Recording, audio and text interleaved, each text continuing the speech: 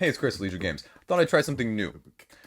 We're going to go a little bit of mishmash. I'm going to show you, and I'm going to just run you through some of my games in my collection and let you know what I think of them, kind of where they stand. And I'm not going to show you too close, though, because then you'll be able to see how many of them are still in shrink. But you can see the closet behind me is full of games. There's a level below that you can't see, but then there's also a level higher that you can't see as well. So we're going to run through one of the middle levels today, and I'm going to sort of tell you my thoughts on them, a little bit of keep and cull, but I think I'm going to save most of the keep and cull for a completely different video because also a lot of the stuff behind me is in the closet for a reason. It's in there because it's in there to stay. So let's talk about bottom shelf. We're going to go over this here for a second, and you'll excuse me if I'm a little bit, away from the camera, turning my back to it, but I want to be able to go back and forth with things so that you can get a good sense. And on this shelf is a little bit of everything. There's stuff I've played, there's stuff I haven't played, and a little bit of everything in between. Something I'm slightly embarrassed by, but I've been meaning to get this opened and just including it. This is Aquatica, the Cold Waters expansion for Aquatica. This is an Arcane Wonder Cosmo Games Dice Tower Essential, and I picked it up on a whim at retail. And if you know anything about my channel, I don't get a lot at retail. And unfortunately, I haven't got a chance to play it or even open it yet because my backlog is way too high.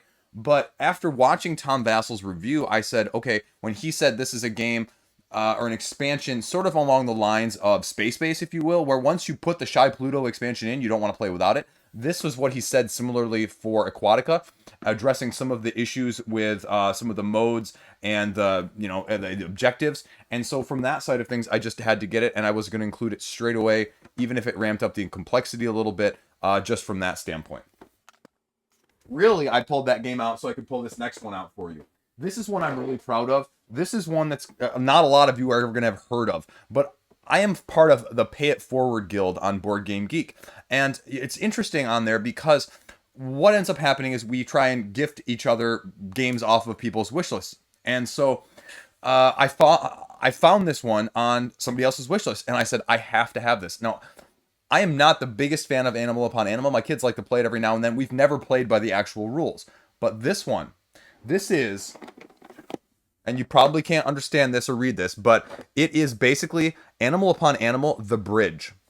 And this is a very interesting game. I'm actually going to open this one up for you because I think it's important that you see what's going on here. So there is this little bridge right in the middle there.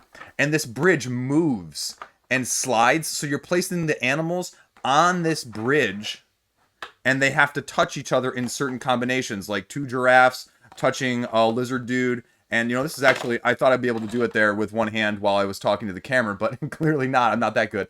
And so you have to have cards, and you meet the objectives, if you will.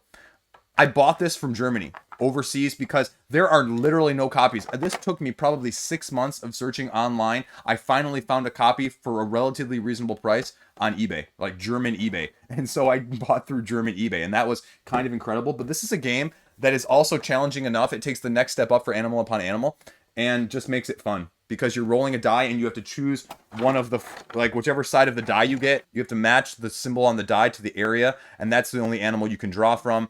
And so it's just an interesting twist on things. It's very straightforward, but again, it's a little bit of a twist on the dexterity side of things, and I like simple dexterity that doesn't hurt my fingers, so I definitely have this one staying in my collection, period. It's a very, very unique game. Speaking of unique games, this is probably in the top 10 to 20 at least games in my collection. I actually ended up trading for this big box El Grande, and someone actually organized it, and there's containers in there. So now this has happened twice to me. Once with this, it's all organized, all in separate containers that someone bought and put in separately. And then it happened with me with Dune Imperium as well. Someone printed 3D insert for Dune Imperium. So that was nice too. But this is the mother of all area control games, and I didn't even know it was out of print at the time. I traded my copy of Nancy Narkin, the Sherlock Holmesian area control game, for this, and I have made very few trades that are better than this. I haven't even had a chance to play any of the expansions. I haven't needed to. I love the base game for what it is. It's actually sleeved as well. I don't sleeve, but this it's really nice. So I'm really happy with this one. And this one, like I said, is easily top 20 game in my collection of all time. And so to be able to have the big box and not to have to pay like arm and a leg for this in the first place, super good. Never gonna leave. You've heard me say I'm a big CMON junkie. Well, I have almost everything. I don't think I got one of the... No, I sold Men of Ragnarok for the others, but this is sitting on that shelf. It's only been played a couple times. I haven't dove into most of the expansions or most of the sins. But again, as a shoot 'em up sort of slog where you just go all out powers versus powers in this CMON game, the miniatures are really good and they're not too grotesque. I'm looking at you, Bloodborne. No, literally, I'm looking at Bloodborne behind the camera. So literally and figuratively, I guess. But it just has a nice dynamic. Now, the only problem with a game like this, just like with Bloodborne or just like with Rise of Moloch, is there's a little bit more nuanced learning in terms of the rules. So not having played it recently, there is a definitely relearning curve from that side of things. But again, as a one versus all fan, and again, as something that is not really done widely, it's going to stay in my collection. The other one you can see right here. This is Catacombs 3rd edition. Now, Catacombs 3rd edition, this is the one actually with the playmats. I had the previous edition without the playmats with like cardboard mats that were used as the dungeon.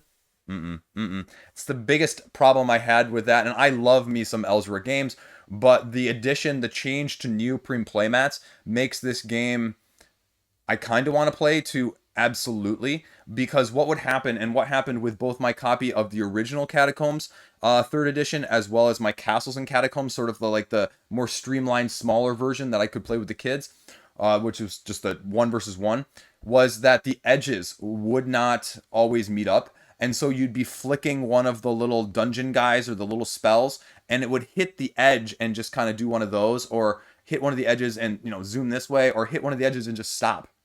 And it would ruin your shot completely. So the fact that they did that, I mean, it's great, but it also kind of stunk for people who had the previous edition. And so I ended up selling my previous edition. Or trading it, I think. I actually ended up trading it. And now I have the playmat edition, and I think I have everything playmat wise, because I think I have the Caverns of Soloth still with the previous board. So I'm not sure I have all the right playmats, but either way, I mean, it's much better with the neoprene playmats regardless. And there's nothing else like it. Dexterity Dungeon Crawl. It's a great game. Great game.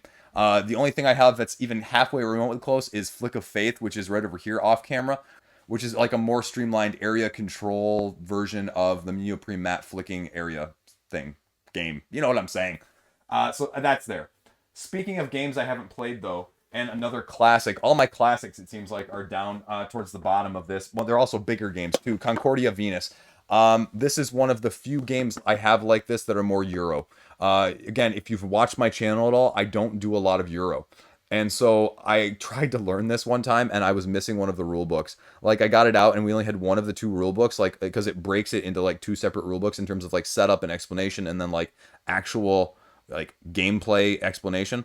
And I tried to, and I was just getting so frustrated, and then as I was putting it away, I found the other one. So this one, along with Hansa Teutonica, big box, which is up on the shelf above it, spoilers, are really the only two games that are more of this ilk. And so I'm really enamored by these, but I'm very cautious as well, because this is not generally my type of game, and so I'm very picky about it as well when it comes to that. But I wanted the larger box one, which, again, I got this in a trade. I think I got it in a straight up trade. It was not one of the math trade ones, and coming with a couple expansions that I'll never play as well. Just great, even like the El Grande big box, if you will. You can see the stretch goal box right here of Mythic Battles Pantheon, and it is not open. Because the core box is on the floor that you can't see. The floor has like all the super big boxes. That's a whole separate other video, because we're talking like campaigns and sizable and that sort of thing. And over here we have the deluxe chips for Too Many Bones. And then we have Gloomhaven Jaws of the Lion, which is hiding in the shadows right here, which you can't see very well. And this is sort of an underrated one too. And again, I tried to play this one about a year and a half ago. Warehouse 13, if you're not familiar, based on the hit sci-fi series.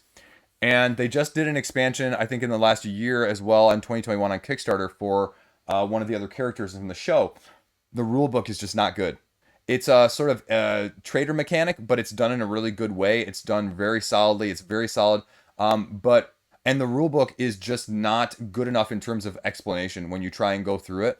And the comment that was made to me was just go watch a how to play video. And it's like, I understand that, but at the same time, no matter who makes the how to play video, no matter how good the how to play video is, you should always be able to learn a game from the rulebook. Period. I have an attachment to the IP, and I think this is actually a really good game. It's sort of flown under a lot of people's radars, and it's a really actually relatively highly rated game, even though it's got like very few ratings. And so I just can't see myself getting rid of it because it's using some dice. It's got the hidden trader mechanic, and again, I like the IP. So it's probably going to stay around for a while until I can actually get it played and decide, yay or nay. Let's see, one other thing here. We will get to this because I have not, my shelf of shame, but this one's not actually in drink still. I've read the rulebook, I just haven't had a chance to play it. I don't own many polyomino games, and so Isle of Cats from City of Games, I think it's City of Games, Frank West, who did City of Kings. It's a little bit slightly more difficult, more complex polyomino game. Now, I'm not saying it's super complex, but it's one of those where there's a couple different nuances and inklings that are going to make it different. And I have the other first expansion from the Kickstarter. It was a gift for me, and I didn't end up backing the second Kickstarter in 2021 because I just hadn't played this. And it's one that I'm pretty sure I will have enough of with the already first expansion that I have, and I didn't really need the other modules because, I mean, if I can't get this played yet, why get all the 6 expansions that I don't need either? And so I've sort of been able, this is an example, I guess, of being able to back off on expansions even though I really think I'm going to like the game, or I really do like the game and I just haven't played it yet. Because I don't need more because I can't get the first one to the table anyway. So again, just, sort of how my buying has changed from that side of things.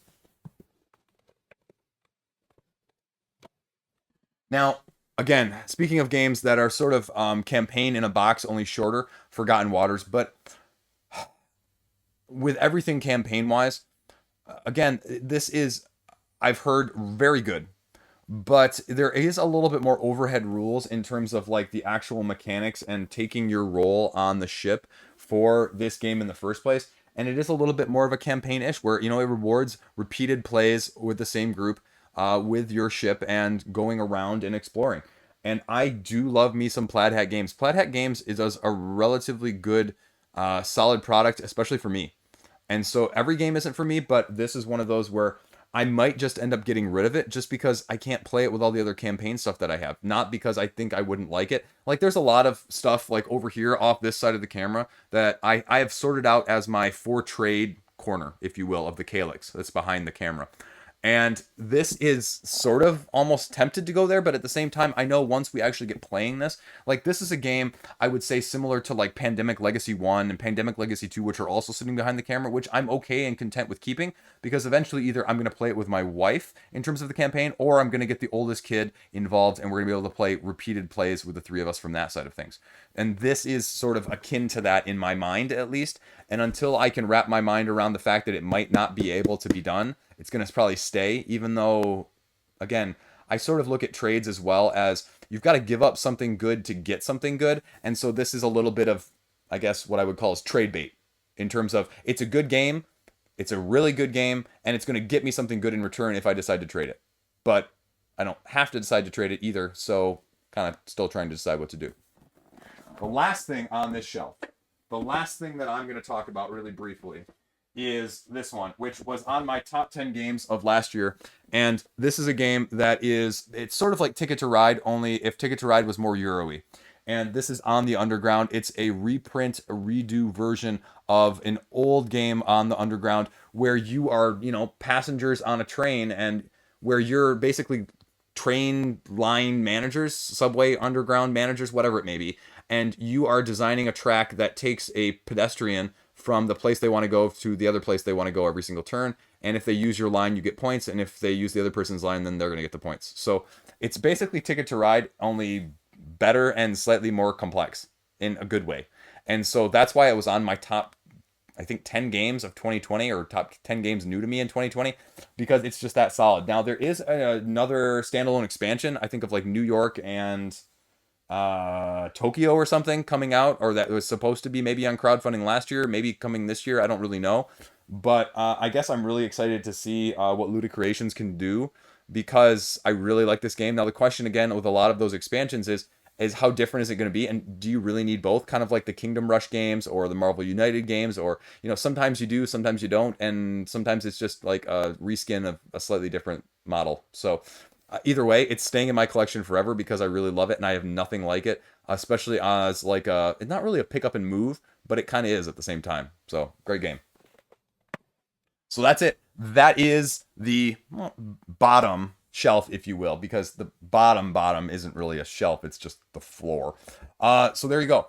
If that's interesting, let me know what you think. Thoughts on any of these games that I've shown from this one? I didn't obviously go over them all, but I went over a significant majority.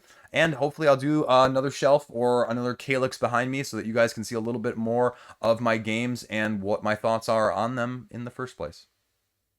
There you go. That's all I got. Thanks for watching. Stay classy. I'll see you around. Now we got to put all these games back. That's the part that they never show in the videos. Because it's the laborious part and no one wants to watch that part anyway. I can leave it on camera for you if you want to watch me do it, we'll go to the chips here for a second. That's really easy. And if you noticed, I have no organization whatsoever. I just put stuff where it fits because, I'm lazy like that.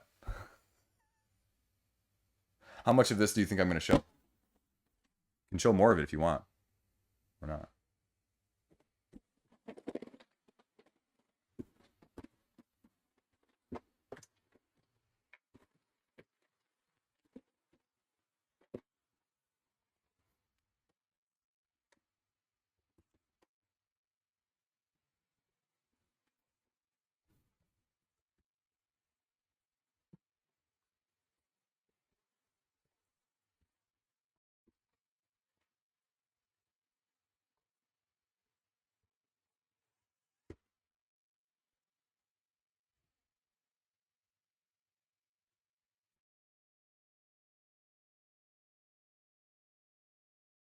Well, these are the neoprene chip mats. These are the deluxe chips, the health chips for